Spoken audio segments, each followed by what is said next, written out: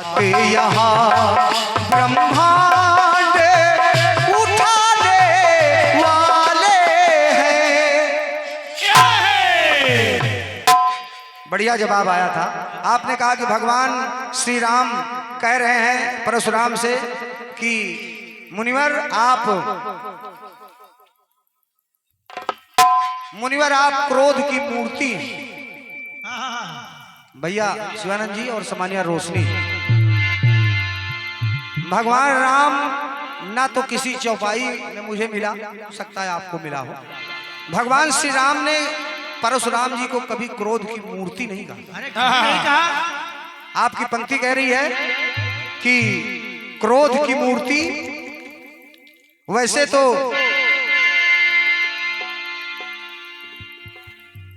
कभी कह रहे थे तो जानते हैं अभिप्राय।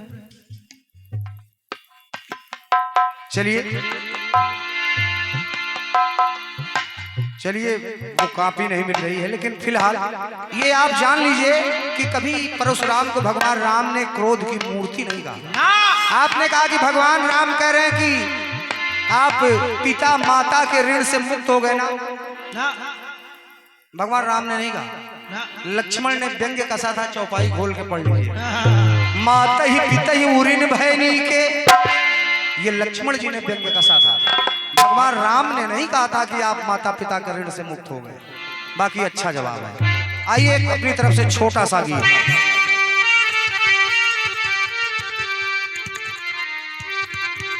भाई अभी एक त्योहार बीता है और एक त्योहार आ रहा है, आ चुका है, प्रारंभ हो चुका है। बिल्कुल कोई छिपा छिपाया गाना नहीं है, बहुत बारी गाया जा चुका है, लेकिन जनता के लिए आया हूं, उन्हीं के लिए 4 लाइनें पढ़ रहा हूं। अरे तुम्हारी राम के जीवन की शाम हो जाए,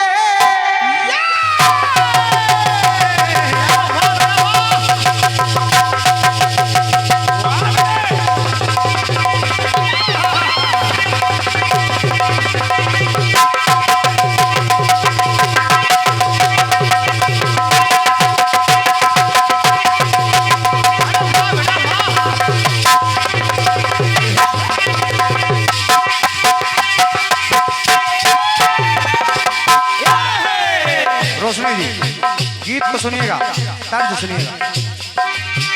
तुम्हारे नाम से जीवन की शाम हो जाए, तुम्हारे नाम ये जीवन तमाम हो जाए, तुम्हारे नाम ये जीवन तमाम हो जाए, तुम्हारे नाम ये जीवन तमाम हो जाए। भाई जी, तेरी आंखों पे अगर जुल्फ का साया होता, तेरी आंखों पे अगर जुल्फ का साया होता, कितना अच्छा होता, कितना अच्छा होता, कितना अच्छा होता, कितना अच्छा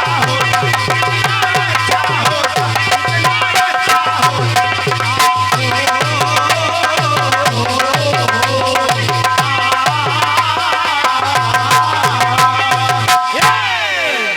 आदरणीय गुरु जी, आपने तो बिल्कुल सुना क्या हो सकता है, कई बारी आपने जवाब भी दिया होगा, लेकिन प्रयास कर रहा हूं। एक बात आपने कहा कि दीक्षित दादा ने आपसे अच्छा जवाब दिया गया।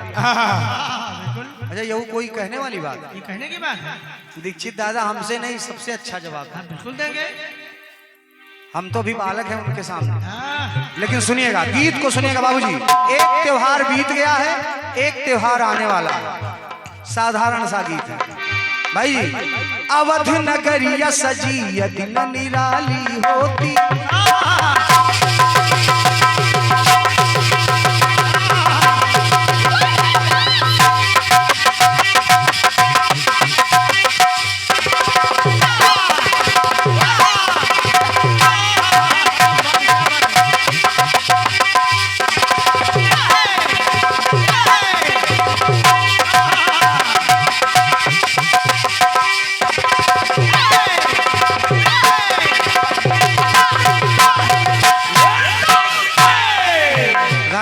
बड़े भैया।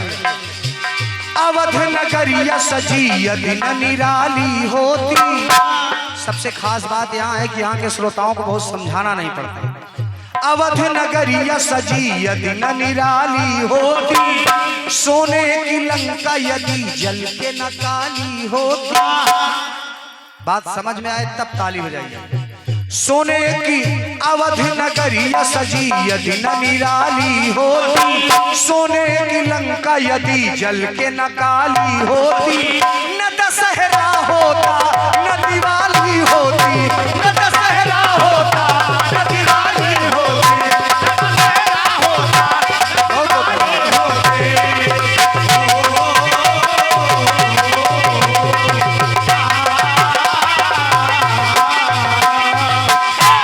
न दशहरा होता न दिवाली होती।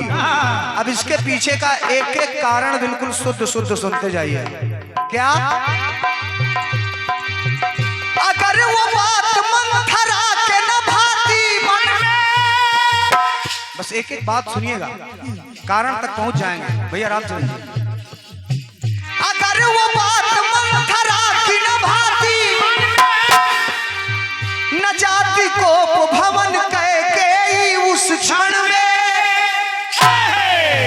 अगर मंथरा की बात ना अच्छी लगती कैकेयी को तो कोप भवन न जाती, न जाती। अब प्रधान जी कोप भवन न जाती तो फिर नामांकन में अगर पर्चा निरस्त हो तो फिर काहे सारी तैयारी धरी थी। इसीलिए कहना चाहूंगा, अब अगर मान लीजिए कैकेयी कोप भवन चली गई, गई तो गई। शिवानंद भैया कोई बात नहीं, बाबूजी कैकेयी कोप भवन चली गई कोई बात नहीं, लेकिन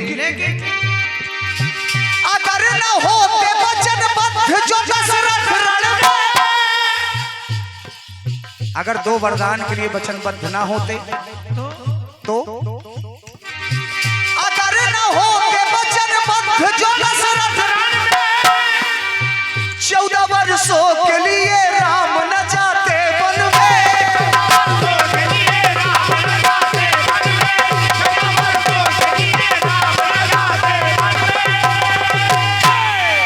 अगर दशरथ जी वचनबद्ध ना होते तो कैकेयी मजबूर ना कर पाती, और मजबूर ना होते तो 14 वर्ष बन ना जाते। अच्छा मान लिया बन चले गए, चले गए, कोई बात नहीं भाई जी, बन चले गए। अब एक कारण सुनिएगा, अगर सुपर्णखा ने वो नींव न डाली होती, आदरणीय संचालक, अगर सुपर्णखा ना आती तो ये तार न मचती।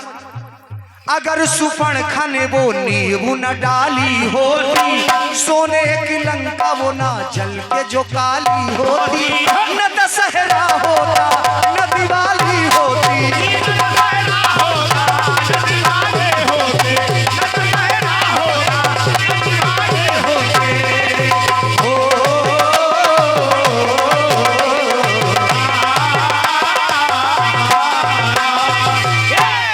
अच्छा आदरणीय बड़े भैया दादाजी, चलिए सुपर्णखा ने नींव डाल दिया, अपने भाई रावण के पास गई कि भैया 2 तपसी वन में आए हैं, मेरी नाक कान काट लिए।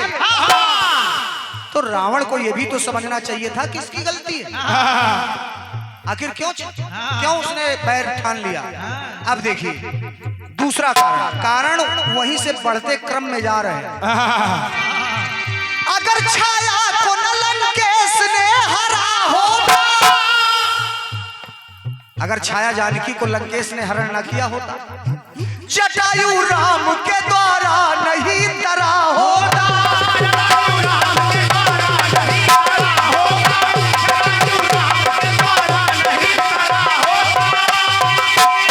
भाई जी विभीषण ने रावण को समझाया कि उनकी शरण में चले जाओ, और जब कहा शरण में चले जाओ तो लात से चरणों से प्रहार कर दिया। अब देखिए दिल विभीषण का अगर दुख से ना भरा होता, राम के हाथ वो रावण नहीं मरा होता।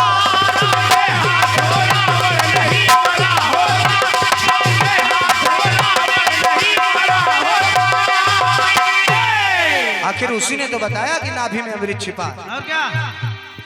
तो अच्छा चलिए ये भी हो गया, लेकिन बात मंदोदरी की उसने न टाली होती।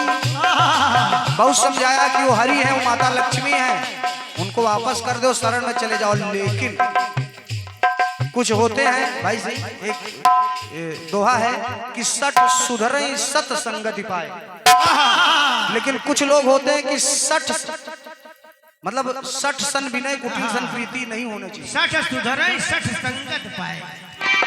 तो कहना हुआ बात मंदोदरी की उसने न टाली होती, अवध नगरिया यदि सजी निराली होती, न दशहरा होता न दिवाली होती।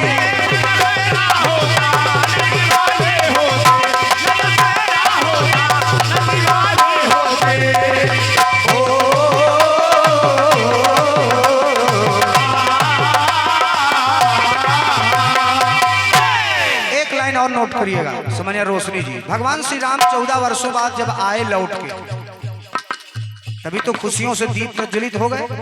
जब लौट के आए तो अब लाइन में कुछ फिल्मों के नाम आ जा रहे हैं, ये मेरा सौभाग्य है, सुनिएगा। गली गली में देखो गूंज उठी सहराई, गूंज उठी सहराई, भगवान राम जब आए। गली गली में देखो गूंज उठी सहराई, लगा जैसे कि आप आए बाहर आई।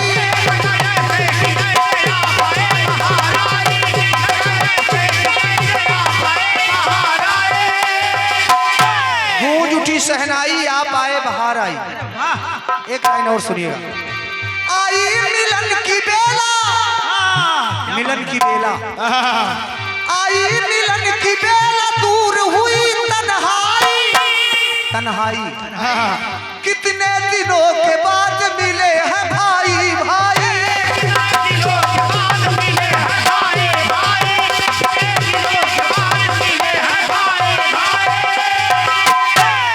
एक बड़ा बढ़िया कारण दादाजी, बहुत अच्छी पंक्ति है। क्या तूफानी गद्दी भरत ने जो संभाली होती।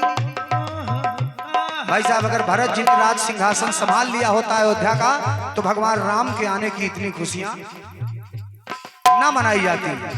तूफानी गद्दी भरत ने जो संभाली होती, प्यास माता ने अगर अपनी बुझा ली होती, न दशहरा होता न दिवाली होती।